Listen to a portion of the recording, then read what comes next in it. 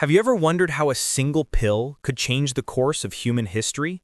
Not a medicine for pain or disease, but a pill that changed how we think about love, freedom, and power. It all began with a young man who fled across continents, carrying nothing but a sharp mind and an unrelenting curiosity. Karl Djerassi. Vienna, 1923. The world was still recovering from the ruins of the First World War when Karl was born into a family of Jewish doctors. His mother was a dermatologist, his father a physician, both devoted to science and human health. But Europe was a fragile place to call home. As political darkness spread over the continent, the Djerassi family sensed what was coming. When Karl was just a teenager, the Nazis seized Austria. His family fled to Bulgaria, then eventually to the United States. They escaped with little more than their education and a burning need to start over. The young refugee arrived in America with a strange mixture of fear and determination. He once said, "I came to the U.S. with the conviction that I would either succeed spectacularly or fail completely."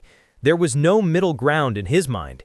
He was a scientist in exile, looking for meaning in a world that had almost destroyed his family.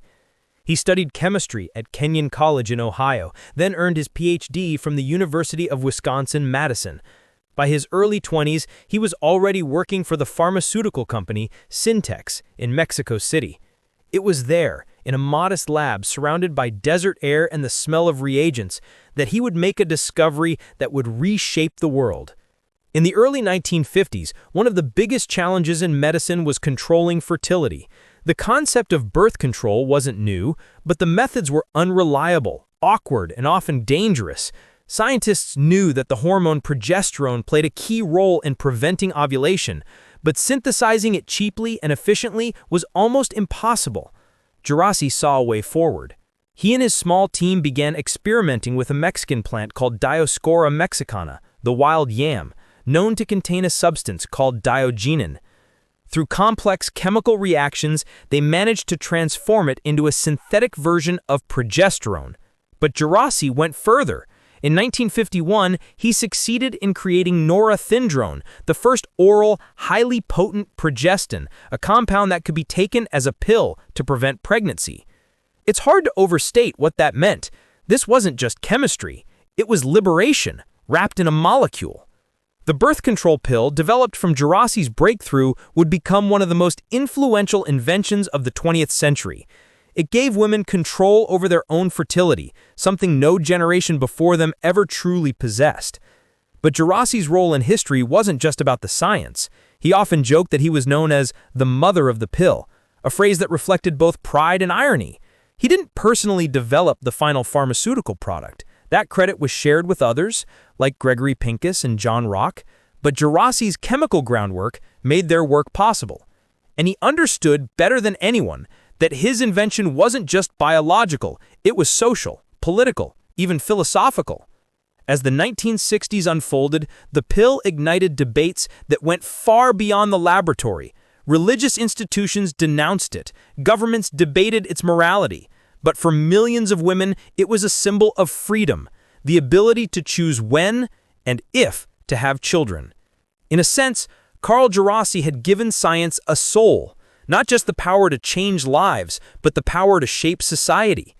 But even as Djerassi never stopped reinventing himself, he became a professor at Stanford University, mentoring generations of young scientists.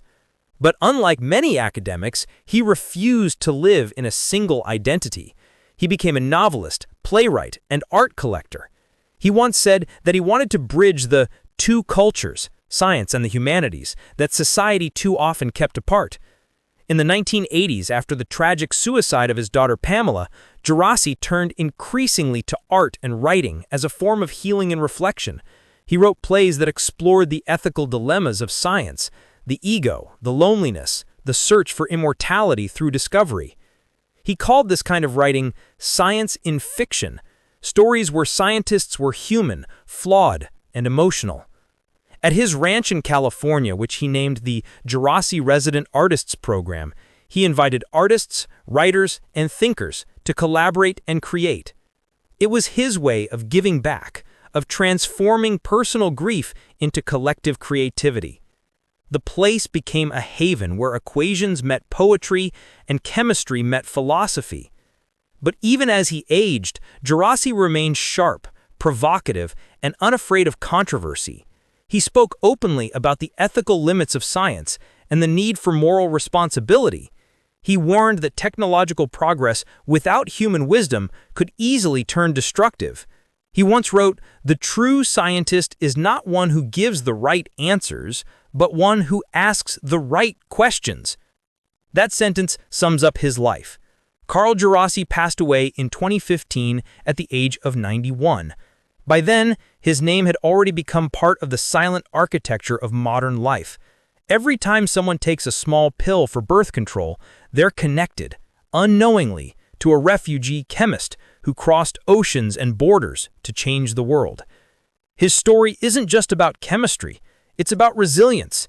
It's about how intellect can turn tragedy into transformation. He escaped tyranny, built a career from scratch, and then used that career to give freedom to millions.